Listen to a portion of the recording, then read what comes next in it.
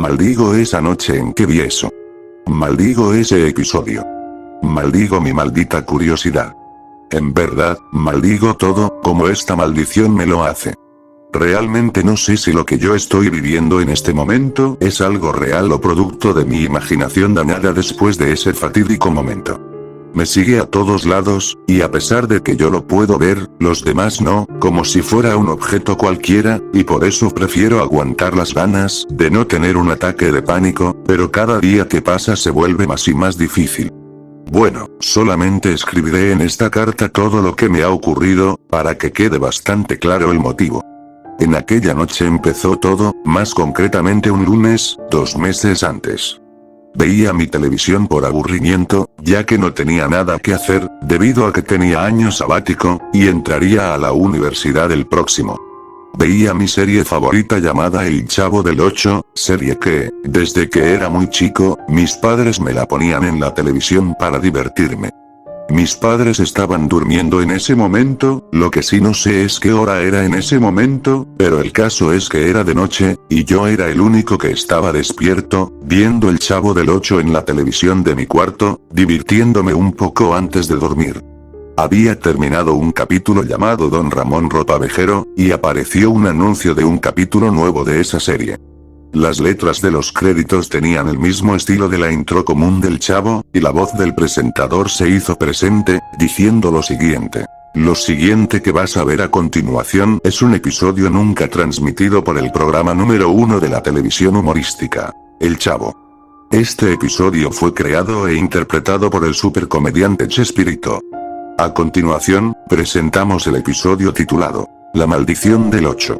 Dirección y producción. Enrique Segoviano. En ese momento quedé fascinado, puesto que, al escuchar el nombre del episodio, pensaba que era un episodio con temática de terror, algo parecido al episodio de Espíritus Chocarreros, pero igual me pareció extraño ese relato del presentador. Era como si fuera a empezar un episodio del Chapulín Colorado en vez de uno del Chavo. En fin, ignoré el detalle que para mí era poco importante, y me acomodé en mi cama para disfrutar.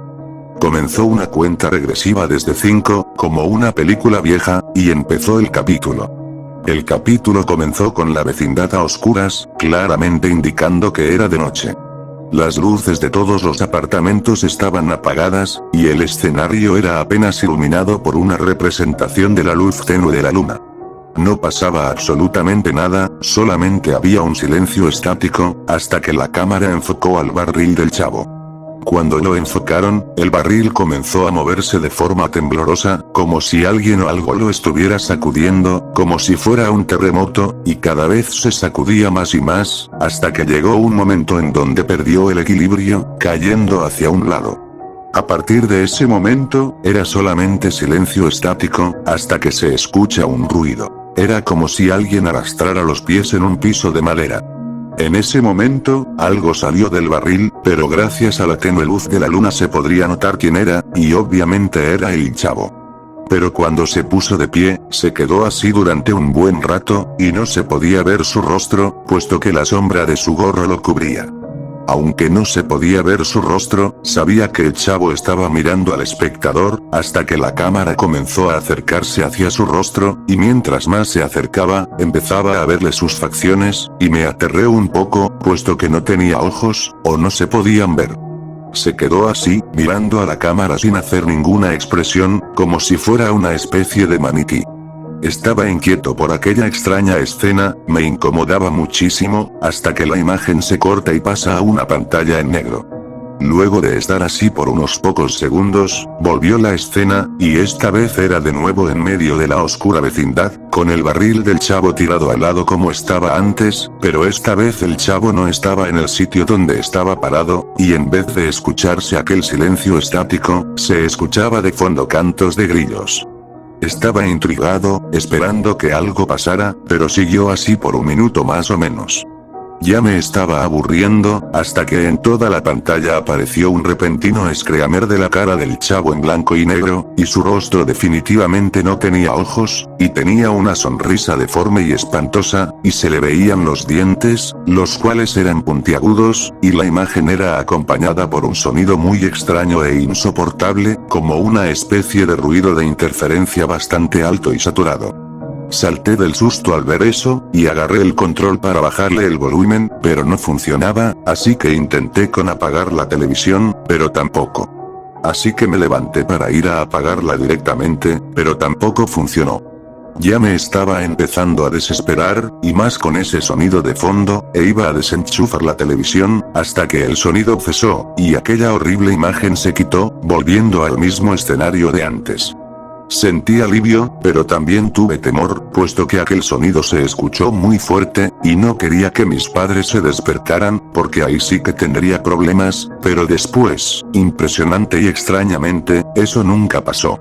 Después de eso, la toma cambió, y esta vez era la entrada a la vecindad. La puerta comenzó a abrirse lentamente, con un intenso y chirriante sonido de las bisagras que hacía sentir bastante inquietud.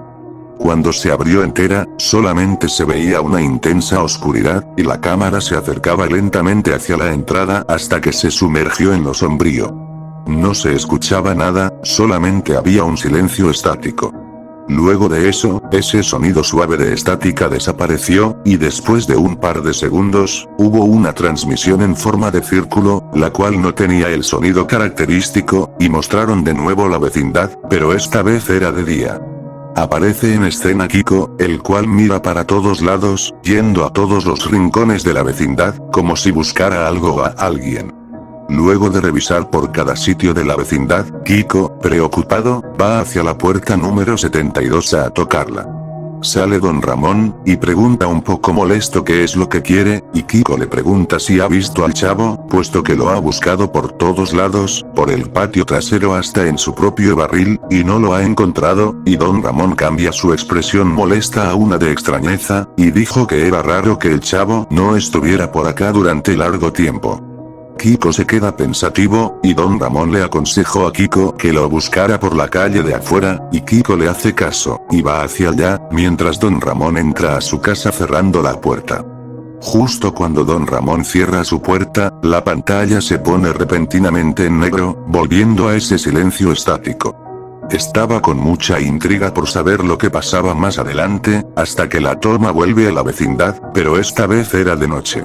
Se escuchaban sonidos de grillos, y todas las luces estaban apagadas, excepto la del departamento 14, la casa de Doña Florinda y Kiko. Se veían las siluetas de Doña Florinda y Kiko. No hacían nada de raro, solamente ordenaban unas cosas para luego apagar la luz. Pero justo cuando la apaga y queda todo en oscuridad, al lado de la puerta, aparece una oscura silueta de un tamaño mediano, y la toma se va a negro por un par de segundos. Todo era raro, hasta que aparece una toma dentro de la casa de Doña Florinda de noche y a oscuras, enfocando a la ventana, y al otro lado de la ventana había algo perturbador. Era el chavo, pero tenía el mismo espeluznante y monstruoso aspecto que en aquel momento de susto. La cámara se acercaba poco a poco a donde estaba el chavo, hasta que cambiaron de toma a la pieza de Kiko, el cual, en su cama dormido, hacía movimientos bruscos mientras se quejaba, como si estuviera teniendo una pesadilla. Luego cambiaron a la pieza de Doña Florinda, y hacía lo mismo que su hijo, como si los dos tuvieran una pesadilla al mismo tiempo. Luego de eso, la cámara cambió de toma hacia otra puerta, y esta era la del departamento 71, o sea, la casa de Doña Clotilde. Pasó la escena dentro del departamento, y al otro lado de la ventana estaba el chavo con su macabro rostro, observando adentro con una mirada perdida como en la ventana de Doña Florinda, y luego pasaron a la pieza de Doña Clotilde, donde ella tenía lo mismo que Doña Florinda y Kiko en su cama, como si tuviera pesadillas. Después pasaron a una toma de la puerta del departamento 72, el de Don Ramón y la Chilindrina. Y era lo mismo, una toma de ellos durmiendo, pero haciendo movimientos bruscos con quejidos, como si también tuvieran pesadillas. Y en la ventana donde da hacia el sofá, en donde está Don Ramón durmiendo, estaba el chavo al otro lado, mirando hacia adentro con esa horrible cara. Después de todo eso, la pantalla pasó a negro por unos segundos, y la toma volvió a la vecindad, pero esta vez era de día.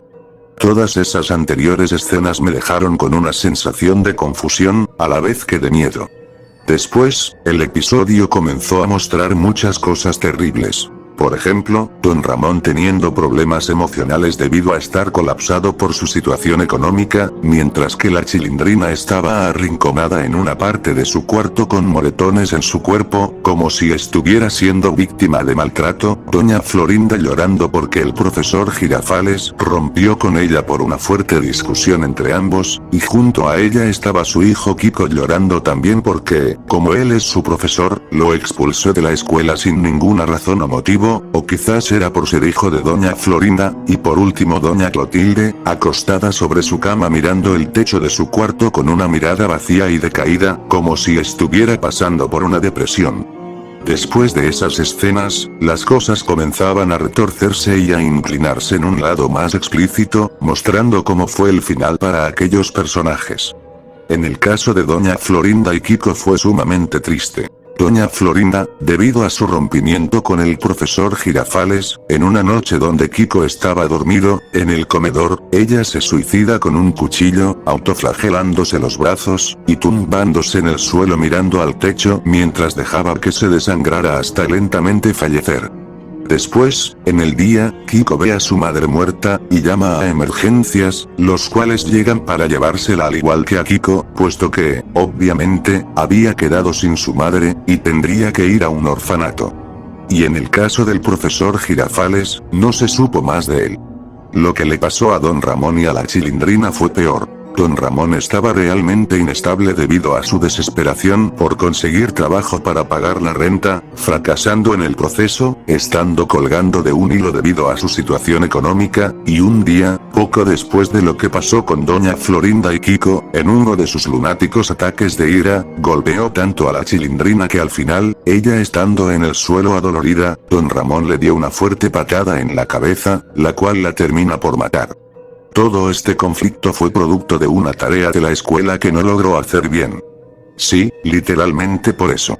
Luego de hacer tremenda salvajada, Don Ramón escondió el cadáver magullado de su hija en su propio dormitorio, y luego de eso, se encerró en el baño para nunca más salir, probablemente hizo lo impensable, como lo hizo Doña Florinda. Y finalmente, lo que pasó con Doña Clotilde. En pocas palabras, ella estaba deprimida debido a que Don Ramón la había denunciado por el constante acoso que le hacía, y sabía que, si lo volvía a hacer, iba a ir presa. Se sentía muy sola y sin ninguna compañía, así que escribió una carta de despedida, dedicándole unas lindas y emotivas palabras para Don Ramón, sin saber lo que había hecho hace poco tiempo. Luego de terminar la carta, Doña Clotilde saca un frasco de píldoras antidepresivas, sacando varias y tomándolas con agua, para luego acostarse en su cama y dormir. Obviamente, fue a dormir para nunca más despertar, y ya saben el porqué.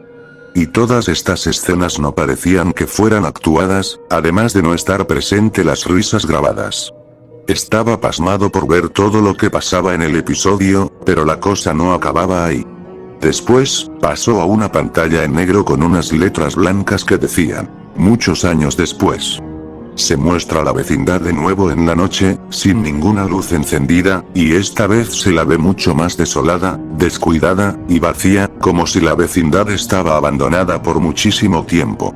En eso, la cámara se acerca al barril, pero por encima, como si fuera a salir algo de ahí, y efectivamente fue así. Algo salió de forma repentina, y era una sombra característica, y yo, aterrado, ya sabía quién era.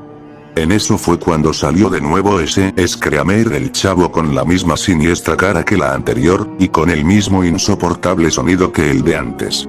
Salté del susto, y fui rápidamente a apagarla, y justo cuando la iba a apagar, la imagen se quitó, y solamente aparecieron los créditos con la imagen de fondo de la vecindad completamente abandonada, y mi televisión se apagó de la nada, terminando el capítulo finalmente. Había quedado aterrado por todo lo que había visto, me rasqué los ojos, y lo único que atiné a hacer fue ir al baño a lavarme mi rostro, y volver a mi cama, apagar la lámpara al lado mío, e intentar dormir.